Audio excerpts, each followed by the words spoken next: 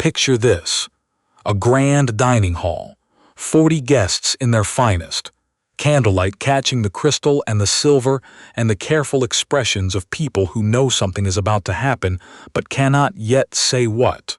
At the head of the table, the Duke of Ashverne sits with the ease of a man entirely certain of his place in the world. Beside him, not his wife, a woman in emerald green whose hand rests near his on the white linen with the familiarity of someone who has stopped pretending otherwise. And at the far end of the table, in the chair that has always been hers, Clara Ashverne sits with her back straight and her wine untouched, and her face arranged in the expression she has spent 7 years perfecting. Composed, warm, entirely present, revealing nothing.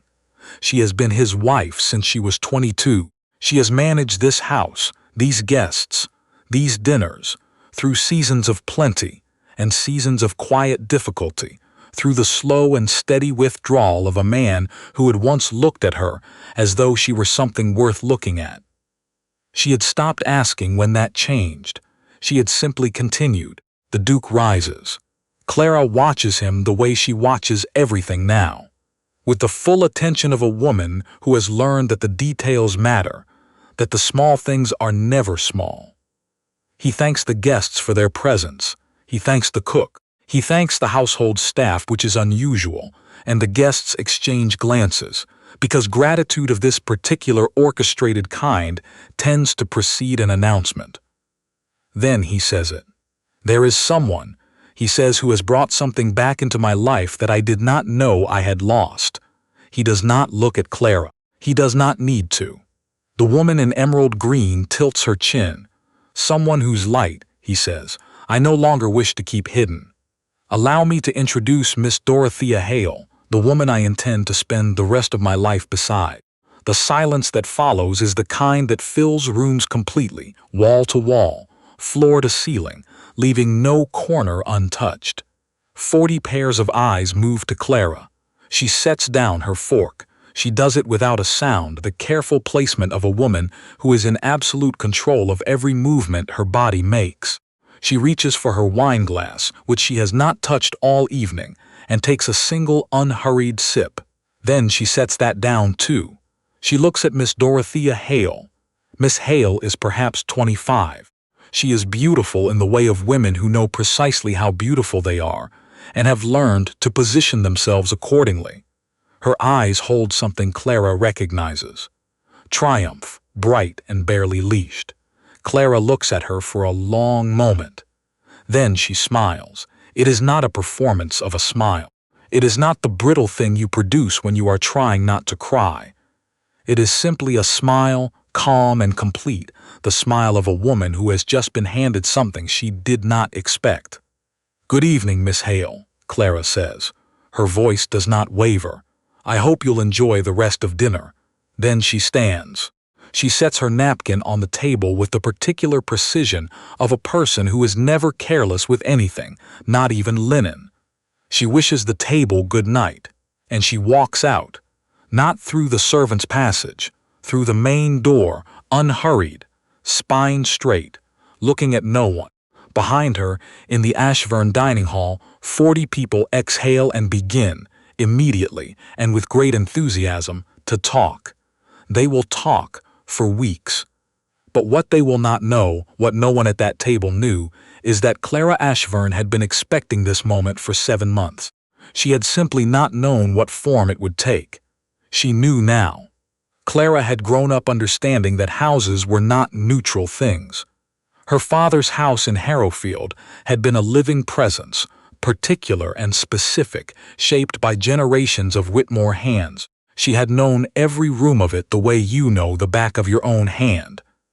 The creak on the 4th stair, the way the morning light moved through the east parlor in October, the smell of the library after rain. She had married Henry Ashverne at 22 because her father approved of him, and because she had found, in those early months, something in Henry that she believed was genuine. He had been attentive and warm and interested in the things she said. He had looked at her as though what she thought actually mattered. That had been 7 years ago. The withdrawal had been gradual, not cruel in the ordinary sense. Henry was not a man who shouted or threatened or demeaned. He was simply a man who became, over time, less and less present. He forgot what she had told him the day before. He spent more time in London on matters he described as business and discussed less and less. He looked through her at dinner the way a man looks through a window at something more interesting in the garden. She had told herself it was the estate, the pressure of management, the complications of inheritance and tenancy, and the particular exhausting weight of being a duke in a century that was asking difficult questions about what dukes were actually for. She had been generous in her interpretations. She had been, looking back, too generous. The letter had arrived 6 months ago. She had not been looking for it. She had been going through the correspondence on the library desk, the desk she had begun managing because Henry had begun managing it less, and it had been there between 2 letters from the solicitor. She had not read it. She had not needed to read it. The handwriting was enough, and the particular carelessness with which it had been left there, half concealed and half not, the carelessness of a man who had stopped being careful because he had stopped being afraid of what she might find. She had put it back exactly where it was. She had gone to her own desk in the morning room, written a single careful letter, and sent it with Thomas, her most reliable footman, before Henry came down for breakfast. The letter was addressed to Mr. Aldcroft. He was her father's solicitor, not Henry's. He was 63 years old, methodical, discreet, and constitutionally incapable of leaving a document incomplete. She had known him since she was 12. She trusted him entirely. Her letter asked him a single question, not what she deserved, not what Henry might be persuaded to offer, what was already, legally, undeniably hers. His response, when it arrived 4 days later in a sealed envelope, was thorough. It was also considerably more useful than she had expected. The night of the dinner, Clara did not cry. She had thought she might. She had rehearsed the possibility, had sat with it, in the dark of the bedroom she had occupied alone for 2 years now, had tried to understand what it would feel like when the moment arrived publicly and unmistakably. She had expected grief. What she felt instead, walking up the stairs of Ashverne House, with the sound of 40 voices rising behind her, was something closer to clarity. The specific, cold, almost restful clarity of a woman who no longer has to pretend she does not know what she knows. She went to the morning room. She sat at her desk. She opened the drawer where Mr. Aldcroft's letter lived, beside the household accounts and a small pressed flower from her father's garden that she had brought with her when she married and had never taken down or thrown away. She read the letter again, though she had read it enough times to know it without reading. Then she took out a fresh sheet of paper and began to write. She had 3 weeks before the end of the season. 3 weeks was enough. The house in question was called Harrowfield. It had been her father's house, and his father's before him, a solid stone house in the county of Wiltshire, with 20 acres of workable land, a kitchen garden that her mother had spent 30 years making extraordinary, and a library that still smelled, she imagined, of him. It had been left to Clara in her father's will, not the estate in the main, which had passed to a distant male cousin as the law required, but the house itself, Harrowfield, the one her father had always called the real one, the one that mattered. Henry had known about it. He had been politely interested in it when they married and had not mentioned it since. She did not think he had considered it particularly significant. He thought of it, if he thought of it at all, as a sentimental inheritance, a modest country property with no particular strategic value. He did not know what Mr. Aldcroft's letter had told her. He did not know about the trust. Her mother's family had been, in the quietly understated way of certain old families, considerably wealthier than anyone had quite appreciated at the time. There was a trust, established in her grandmother's name, that had been accumulating steadily for 18 years. Clara had known it existed in the vague way that you know things people mention once, when you are 22 and too occupied with the fact of getting married to ask follow-up questions. She had not known its current value. She had assumed it was modest. It was not modest. She read the figure Mr. Aldcroft had written, and then she read it again, and then she set the letter down and looked out the morning room window at the London street below and felt something she could not immediately name. She named it after a moment. It was independence. Something she had not had in 7 years. Something she had not known she had been missing with such precision until the moment it arrived on a sheet of paper from a 63-year-old solicitor in precise and unembellished handwriting. She picked up her pen. She had things to arrange. She arrived at Harrowfield on a Tuesday morning in September, 3 days after the dinner. She had sent a brief note ahead to Mrs. Quince, who had managed the house for the past 4 years in Clara's absence, and had, from everything Clara could tell, managed it excellently. The gardens were immaculate. The stone was clean. The kitchen smelled of bread and something with rosemary. Mrs. Quince was waiting at the door. She was a compact, efficient woman of 55 who had worked for Clara's father before him, and had the particular quality of absolute reliability that Clara had come to understand was rarer than almost any other human quality. She looked at Clara.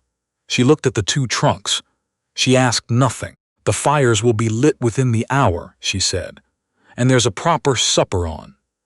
"Thank you, Mrs. Quince," Clara said. "That is exactly right." She walked inside. The house smelled of wood smoke and her mother's particular choice of dried herbs and something underneath both of those things. Something that took her a moment to identify because she had not experienced it in such a long time.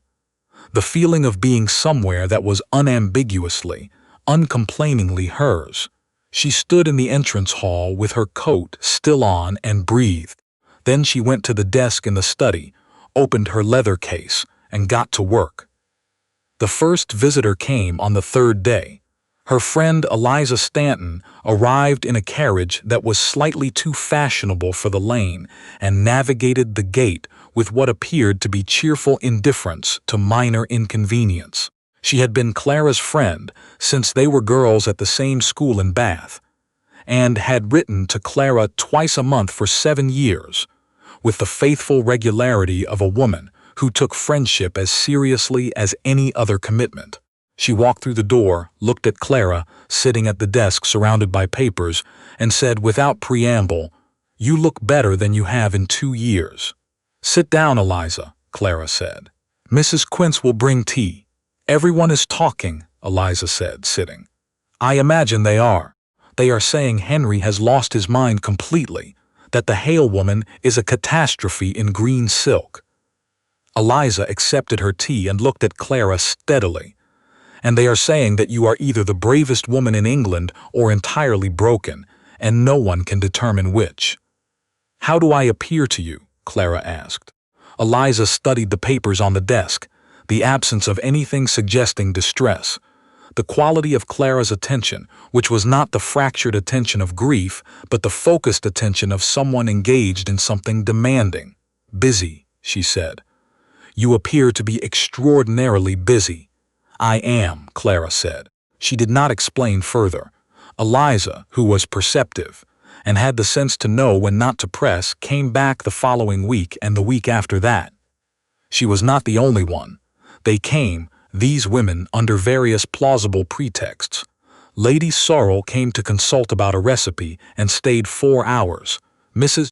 Fenwick came because she had been meaning to return a book for months and left it forgotten in the hall. Young Mrs.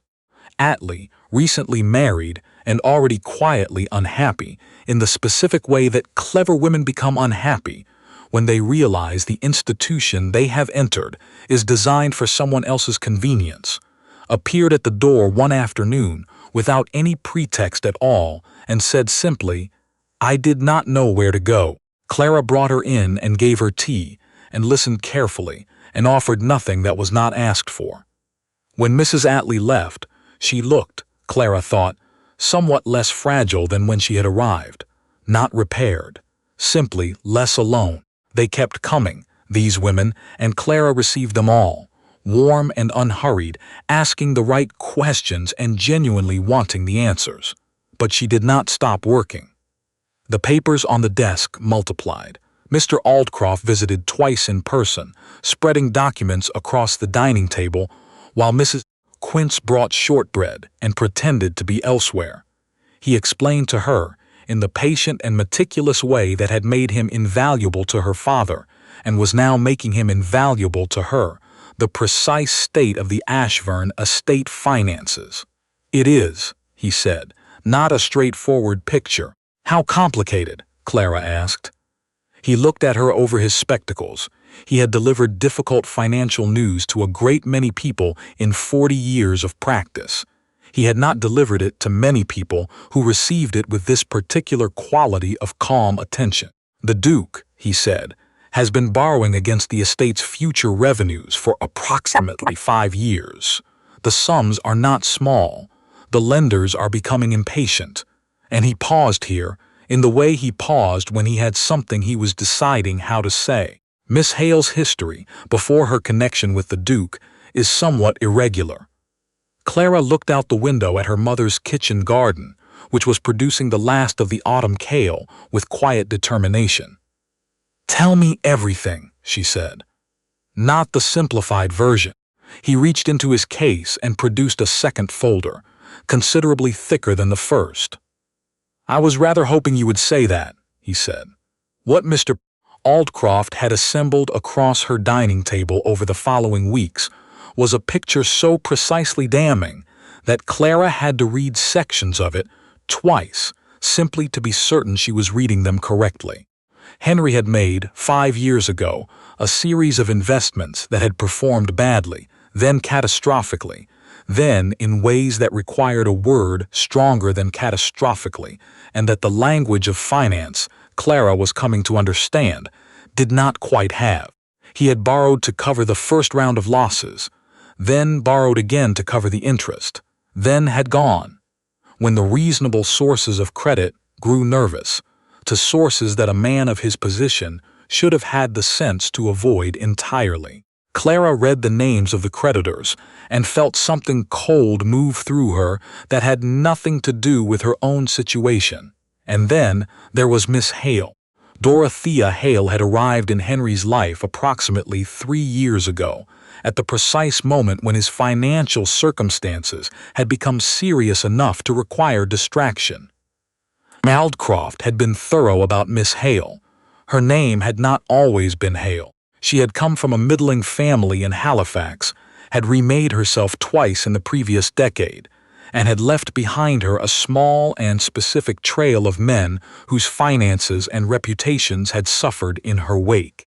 The most recent was a baronet in Shropshire named Sir Philip Crane, who had, over the course of 2 years, managed to lose the better part of his family estate to circumstances he appeared unable fully to account for. He was not, Mr. Aldcroft noted delicately, an unintelligent man. He was simply a man who had wanted very much to believe something that was not true. Clara read this paragraph twice. She set the folder down. She sat in the quiet of the study while the fire crackled, and the kitchen garden went dark outside the window, and something moved through her that she had not expected. Not triumph. She had thought she would feel triumph, or at least the sharp satisfaction of confirmation. What she felt instead was grief. For the years, for the man Henry had been in the beginning and had not remained, for the waste of all of it, the accumulated careful competence she had brought to a marriage that had been, for most of its duration, a structure with nothing real inside it. She allowed herself 20 minutes of this. She was quite precise about it. Then she opened the folder again and went back to work. It began to unravel publicly in October. These things always did eventually. The ton was an organism sustained by information, and secrets were, within it, structurally unstable. They needed to move. They needed to be told. The question was simply who told them first, and in what setting, and with what degree of apparent innocence. The answer in this case was Lady Dorset. Lady Beatrix Dorset was 74 years old, had attended the coronation of 2 monarchs, and had developed across those decades a comprehensive and entirely unsentimentalized understanding of social predation. She had seen women like Dorothea Hale before, not often, but enough to recognize the type the way an experienced gardener recognizes a particular weed, not with alarm, but with the practical intention of removal before it spreads. She had been gathering information for 6 weeks. She deployed it at her card party in the 2nd week of October. Miss Hale was present in another arresting gown, positioned with practiced confidence in the center of a room she appeared to believe she had already conquered. Lady Dorset looked at her across the card table with the expression of a woman inquiring about the weather. "Miss Hale," she said, in a voice pitched to carry exactly as far as she intended, "I wonder if you could settle something for me. I have been trying to recall whether it was Halifax or Harrogate, where Sir Philip Crane made your acquaintance." The table went quiet. Miss Hale smiled. "I'm afraid I don't recall a Sir Philip Crane." "No," Lady Dorset arranged her cards. "How peculiar. He recalls you quite clearly. It was a small thing, a question, a smile, a deflection. Nothing provable. But the ton ran on exactly this fuel, and by the following morning the question had spread, modified, amplified, and attached itself to other questions that had been accumulating in drawing rooms across the city for weeks. Who is she, exactly? Where does she come from? And what happened precisely to Sir Philip Crane? Henry heard it. He heard it the way a man hears water getting into a foundation, first as a distant sound easily explained away, then as something requiring attention, then as something that had apparently been going on for longer than he had chosen to notice. He went to Dorothea. She was reassuring and plausible and warm, and for 4 days he believed her. Then the letter arrived from his primary creditor. It was not a long letter. It informed him, in the flat and businesslike language of a man who has extended significantly more patience than his terms required, that the outstanding balance on the Ashverne account had reached a figure necessitating immediate attention, and that, if such attention was not forthcoming within 21 days, the matter would be referred to his legal representatives without further discussion. Henry read it 3 times. He poured a drink. He poured another. Then he went to Dorothea, because there was no one else to tell, which was a condition he had not noticed descending upon him until it was entirely complete. She listened with the sympathy she was very good at producing, took his hand, looked at him with those particular eyes, and said, "Henry, I have been thinking. Lord Ashby has been asking to be introduced to interesting investment opportunities. If you were to arrange it." Henry looked at her. Something moved in him that he could not yet name, a flicker at the corner of something he had been refusing to examine directly. "You want me to introduce you," he said slowly, "to a wealthy lord." She smiled. "I want us to find our way through this together, darling." He thought about Sir Philip Crane. He thought about Clara at the end of the long dining table, setting down her fork with that particular quietness, looking at Dorothea for one long, unhurried moment, and then walking out with the complete composure of a woman who had somewhere better to be. He thought about Clara in a way he had not allowed himself to think about Clara in years, not as a function of his household or a familiar presence in the corner of his attention, but as a person, specific and particular, and impossible now to look at without understanding what he had done. He had several more drinks, and the next morning he sent a note to Harrowfield. It was not an apology. He was not yet capable of an apology.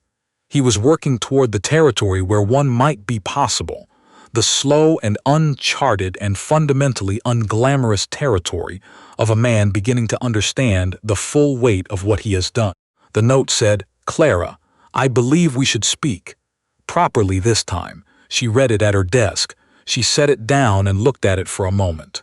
Then she wrote back in her clear, unhurried hand, "Then come properly, Henry. Send word ahead. Mrs. Quince will make lunch." He came on the following Wednesday. Before he arrived, Clara put away every paper on her desk, not because she wished to conceal them. She no longer needed to look at them. She had read them sufficiently to know everything they contained without consulting them, and she had arrived, through 3 weeks of careful and unsparing thought, at a precise understanding of exactly who she was, what she held, and what she intended to do with it. He looked older. She noticed it the moment he stepped through the door of Harrowfield. Not the kind of older that years bring gradually, but the kind that consequences bring suddenly. Something had gone out of him, that particular bright ease that had once filled every room he entered, still present but reduced, like a lamp with the oil running low. She did not remark on it. "Come in," she said. "Lunch is nearly ready." Mrs. Quince had made soup and good bread and a roast that was simple and correct. Henry sat at the small dining table, which was not the table he was accustomed to, and looked at the room with the expression of a man trying to understand something that resisted easy understanding. "You are comfortable here," he said. "Very," Clara said. "I did not think you would be." She looked at him steadily. "I know you didn't." They ate in silence for a moment. A sparrow conducted complicated business outside the kitchen window. The house was, in the way that Ashverne House with its 40 rooms and its staff of 30 had never quite managed to be, genuinely comfortable. Not impressive, not arranged to produce a particular effect, simply itself. Henry set down his spoon. "I have made mistakes," he said, "with the estate, with certain decisions." He did not say her name. He did not say Dorothea. Clara noticed this. "Things are," he said, "more complicated than they should be." "Yes," Clara said. "I know." He looked up. "What do you know?" "Enough. Mr. Aldcroft is thorough." The color moved in his face in a complicated way, shame and something else arriving simultaneously. "You have been investigating me. I have been understanding my own situation," Clara said, with the evenness she had been practicing for 3 weeks. "Which required understanding yours. I should have done it years ago. That is as much my fault as anyone's." He was quiet. "Come back," he said eventually. There it was. She had known it was coming. He said it in the voice of a man who had rehearsed this differently and was now improvising. "Come back to Ashverne. Resume your place." The creditors could be managed with the estate presenting a stable face. The situation with Dorothea was resolving itself. He searched for the word, present. He would be present. Clara listened to all of it. She listened the way she had learned to listen in the past 3 weeks, fully, without preparing her response while he spoke, giving him the courtesy of being genuinely heard. Then she said, "No, not with anger, not with triumph. Simply no." Henry stared at her. "I am not coming back to Ashverne," Clara said. "Not on those terms, not on terms that resemble the last 7 years. I have thought about it carefully, Henry, and I find I cannot do it, not to punish you. I am not interested in punishment. It is expensive and it produces very little of lasting value. But because returning to what we had would be a dishonesty, and I have discovered that I am no longer capable of that particular dishonesty. I have used every bit of it that I had." "Then what do you want?" he said. His voice had an edge she recognized as the sound of a man who has run through his available moves. "I don't want anything from you," she said, and the simplicity of it appeared to land on him with more force than anything that had preceded it. "I have what I need. I have this house and my mother's trust and the use of my own mind, which is rather better than I was given the opportunity to understand when I was busy managing your household. I don't need you to give me anything." He looked at the table. "What happens to us?" he said. "I don't know yet," Clara said honestly. "But whatever it is, it will be the truth, which is more than we have had for a considerable time." He left 40 minutes later without having achieved anything he had come for. Clara watched the carriage go from the window. Then she turned back to her desk. She had not told him about the document that Mr. Aldcroft was preparing. She was not ready to tell him, not yet. She met Owen Stanhope for the first time on a Thursday afternoon in her own kitchen garden, where he had appeared at the eastern gate, with a hat in his hand and an expression of mild embarrassment that she found, upon reflection, considerably more interesting than most expressions she encountered. He was her nearest neighbor, as it turned out, the property abutting hers along the stone wall to the north. He was 41, widowed 4 years ago, known in the county for an interest in agricultural improvement that was apparently genuine rather than fashionable. He had been meaning to call, he said. He had not wanted to intrude. "You are not intruding," Clara told him. "Would you like to see the kitchen garden? I am attempting to understand whether the north beds are salvageable." He was, as it turned out, considerably qualified to have an opinion about north beds.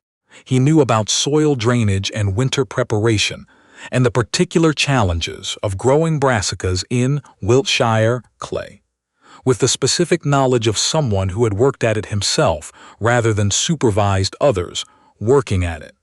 He did not tell her what to do. He explained what the options were and what each would require, and then he stopped, in the way of a person who understands that thinking is something people must do for themselves. She found this, after 7 years of a house full of people who told her what things meant, extraordinarily refreshing. When he left, hat back on, apologizing again for the intrusion, Clara watched him go and found herself unable to immediately remember the last time a conversation had left her feeling more rather than less like herself. She went inside. On the desk, Mr. Aldcroft's papers were waiting. She sat down. She picked up her pen, and from Ashverne House, 40 miles away, a carriage was being made ready. Henry had heard where she was. Henry was coming back. He arrived without sending word ahead. This was, Clara understood, intentional. He had expected to find her in some state of meaningful disarray.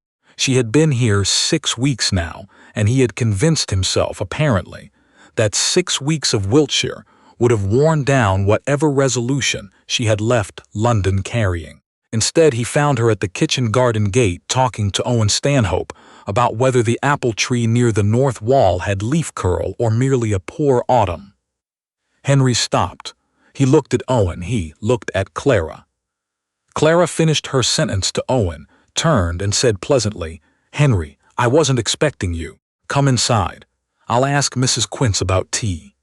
Owen Stanhope looked at Henry with the neutral and measuring quality of a man who has no interest in drama and a comprehensive interest in honesty. Henry looked back. They knew of each other, as men in adjacent counties know of each other, and had always had the unspoken and entirely accurate assessment of their respective characters that certain men develop without needing to discuss it. Henry followed Clara inside. He sat in her sitting room, which was smaller than any room at Ashverne, and had been furnished by her own choices, and was entirely itself, and he looked around it with the expression of a man visiting a foreign country. "This is unnecessary," he said. Clara poured tea. "You have made your point. Come home." "I am home," she said. Silence. He looked at her. He looked at her in the way he had not looked at her in years. Not through her, not past her, but at her, at the woman sitting across from him with the steady hands and the quiet attention of someone who had arrived at a decision and found it entirely solid. "The Ton is talking," he said. "The Ton is always talking. They are talking about us. They are talking about you," Clara said. "And about Miss Hale, I rather think I have been afforded some sympathy in the matter." His jaw tightened. "You made a scene." Clara looked at him. She looked at him for a long and entirely unhurried moment. "I smiled at her," she said, "and wished her good evening, and then I left. I am curious to know at which moment you feel the scene occurred." He had nothing to say to this. She had known he wouldn't. He left without having achieved what he'd come for, same as the last time, and Clara watched the carriage disappear up the lane and felt something settle in her. Not triumph, simply certainty. The winter ball was Lady Dorset's. This was always the case. If her card party in October had been the occasion on which the first questions about Dorothea Hale had been publicly posed, her winter ball in December was the occasion on which those questions received, if not answers, then the social weight that transformed questions into verdicts. The invitation to Clara arrived on a Thursday morning. It was addressed to Lady Clara Ashverne, not the Duke and Duchess, not even the Duchess. Her name alone, in Lady Dorset's unambiguous handwriting. The handwriting of a woman who chooses every word with precision. Clara read it twice. Then she went to find Mrs. Quince. She wore a deep green gown she had commissioned 3 weeks earlier. Not the pale colors she had worn for 7 years at Ashfern, the tasteful creams and soft blues of a woman performing the expectation of being decorative rather than present.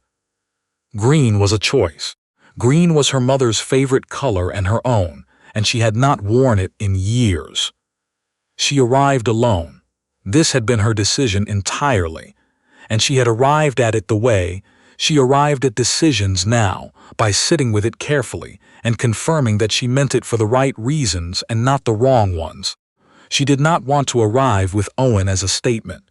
She did not want to make any statement at all. She wanted to walk into that room as herself, on her own ground, by her own right, and be seen on those terms and no others. The Dorset house was everything. Lady Dorset's events were always everything, which was to say precisely, intentionally, and without a single unnecessary element. Clara stepped through the door and paused for one breath, no more.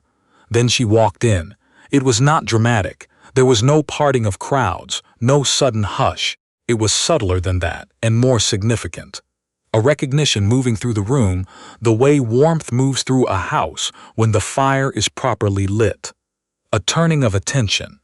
A realignment. And then something she had not anticipated. Lady Dorset, seated near the fireplace in the chair she occupied at every gathering she hosted, looked up as Clara passed and raised her glass. One deliberate, unhurried gesture, entirely public. Clara inclined her head. Across the room, Eliza Stanton began moving toward her. Then Mrs. Fenwick. Then young Mrs. Attley, who had come to the door at Harrowfield saying she did not know where else to go, and who stood now with her chin fractionally higher than it had been left 2 months ago. Clara moved through the room and spoke to each of them, with the full and genuine attention she gave to everything now. She asked about their children and their estates and their mothers, and she meant every question, and people felt that she meant it, which was, she had come to understand, the only social gift that actually mattered. She did not look for Henry. She did not need to. He was there. He was standing with Lord Fenwick near the far windows, looking less polished than she had ever seen him look in a room like this, and considerably more present. He saw her the moment she entered.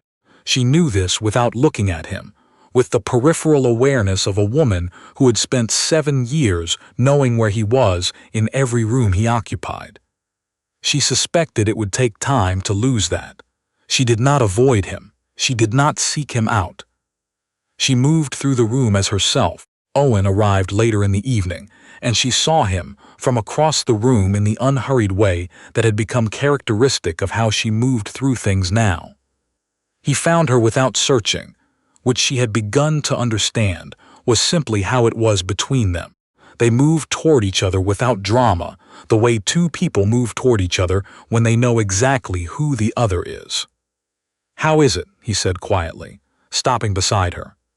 "Better than I expected," Clara said. Which was not what she had expected to say, and was true. Henry found her half an hour later, in the way that people who have been not quite avoiding each other eventually find each other. She was near the fireplace. He had a glass he had not touched. "Clara," he said. "Henry." He looked at her for a moment. His expression had too many things in it to name simply.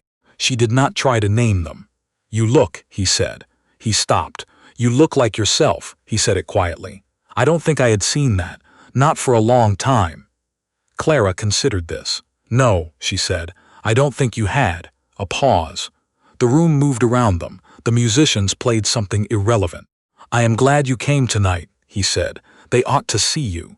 The way you—" He stopped again. "You should have had this all along." She looked at him steadily. "Take care of yourself, Henry," she said. She meant it without complexity. "The way you mean something when you have released the person it is addressed to and wish them well from an appropriate distance."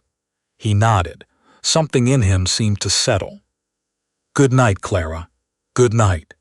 She turned and walked back into the room. Owen was waiting near the door to the next room, and when she reached him, he offered her his arm and asked if she would like to take a turn around the room before supper.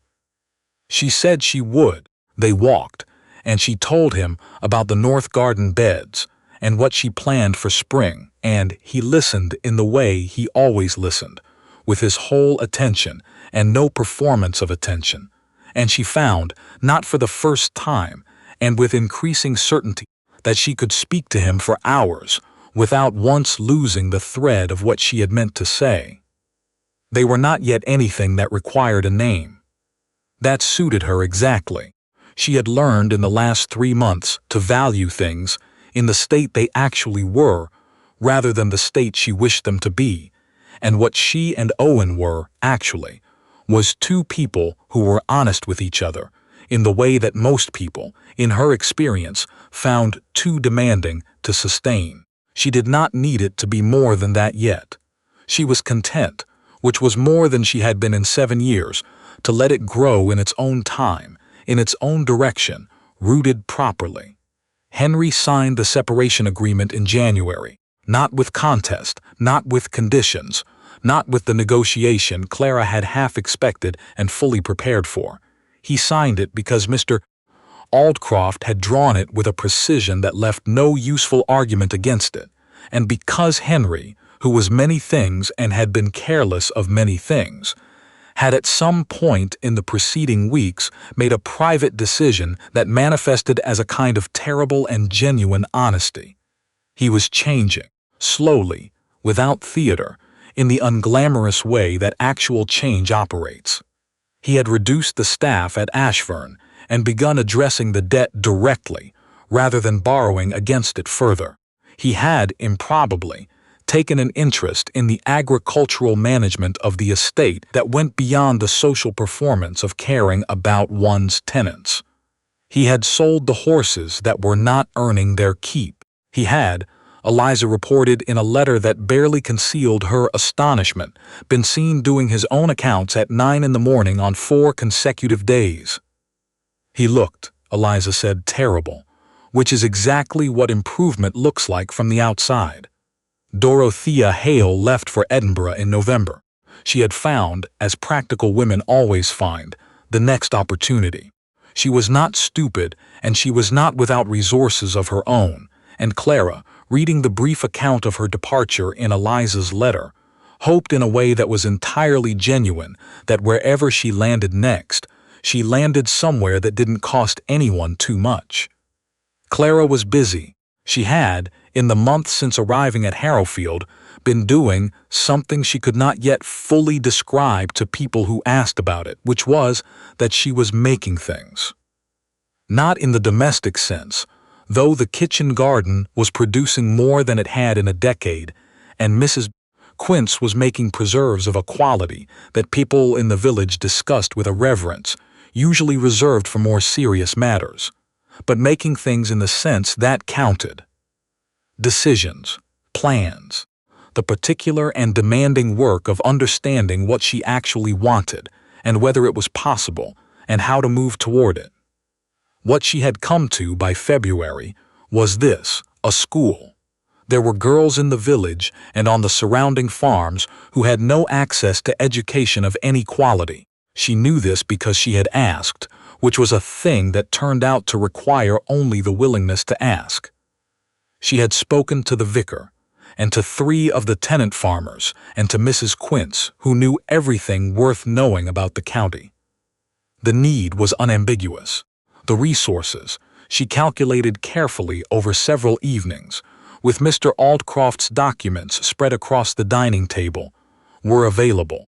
Owen had converted the old storage building at the north edge of the Harrowfield property over the course of 6 weeks the previous autumn.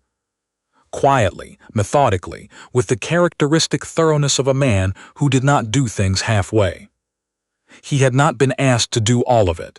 He had simply appeared with tools and the practical intelligence to understand what the building needed and the patience to do it correctly, rather than quickly. The school opened in March, with 14 girls between the ages of 6 and 15, and a teacher named Miss Aldridge, 26 years old, the daughter of a local schoolmaster, possessed of a rigorous and genuinely joyful relationship to knowledge that was immediately evident to anyone who spent 5 minutes in her company. Clara taught on Tuesdays and Thursdays.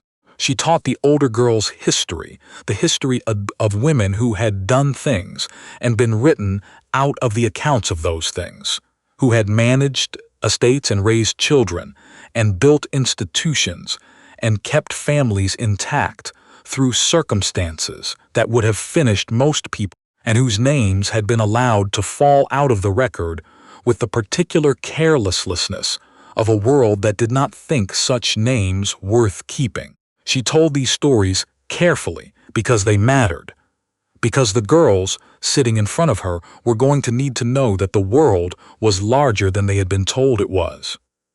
She loved these mornings with a completeness that continued to surprise her every time. Harrowfield in spring was the kitchen garden coming back properly, and the old apple tree at the north wall producing, for the first time in years, a quantity of blossom that made the whole corner of the property look, on certain mornings, like something from a painting. Owen had told her in October that it was worth saving. He had been right. He usually was about the things that required patience rather than speed.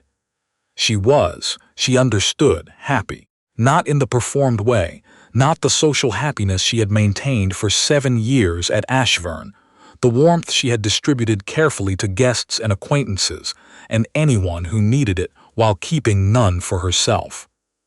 This was the other kind. The kind that does not require an audience. The kind that is simply there, like the blossom, like the cold, clear stream at the edge of the property that ran cold even in August, like Mrs. Quince's preserves and Miss Aldridge's laugh, and the particular quality of morning light in the study where Clara now sat at her own desk doing her own work. Owen asked her to marry him on a Wednesday evening in October, standing in the kitchen garden where the last of the autumn crops were coming in. He asked her in the direct and unadorned way he did everything, without theater, in his own words, looking at her across the garden beds, with the steady attention that she had come to understand as simply his nature, honest all the way through, no performance of honesty. He said he loved her in the particular and detailed way that proved he had been paying attention, not to the Duchess, not to the woman she had been at Ashverne, performing competence for an audience that never quite saw her, but to her, to the way she listened, to the precision of her thinking, to the way she moved through the school on Tuesday mornings with something in her face that he had never seen at Ashverne and could not quite find the word for, except that it was exactly right. He said he was not asking her to diminish anything she had built.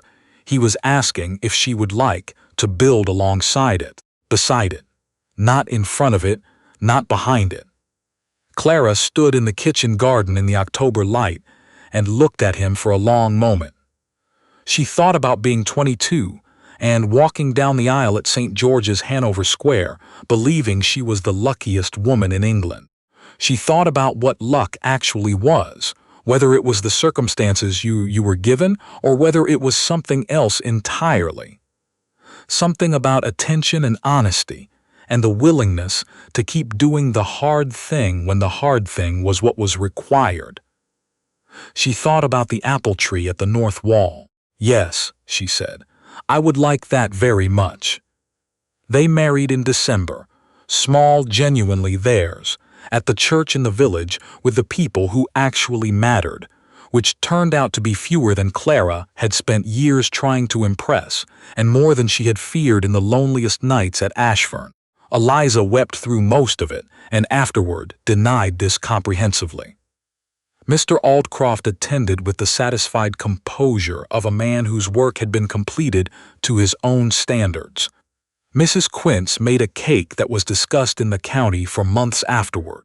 Clara sat at her desk in the study at Harrowfield on a Tuesday morning in late autumn, 2 years and a handful of weeks after the dinner at Ashverne House, where she had set down her fork and smiled at a woman in emerald green and walked out into the night. Outside, the apple tree at the north wall had already begun to show the first suggestion of what was coming in spring, a swelling at the tips of the branches that required knowing to see. Clara knew to look for it. Miss Aldridge had left 3 essays on the desk, written by the older girls on the question of a woman they admired. Clara was looking forward to them with the straightforward and unguarded pleasure of a woman who has, after considerable difficulty, learned to want things without apology. She thought, picking up the first essay, about what she would tell the girls if they asked her someday how she had arrived from there to here. She thought she would say this: "I did not leave to punish him. I left because I had spent 7 years building a life, arranged around someone else's comfort, and had very nearly forgotten that I was allowed to have my own. I left to find out who I was, without the performance, without the household accounts, and the dinner menus, and the careful management of everyone else's ease. It took time, it took work. It took an extraordinarily competent solicitor, and a kitchen garden, and a woman named Mrs. Quince, who makes preserves that I remain convinced are not entirely of this world. But I found her, and she was, it turned out, entirely worth finding.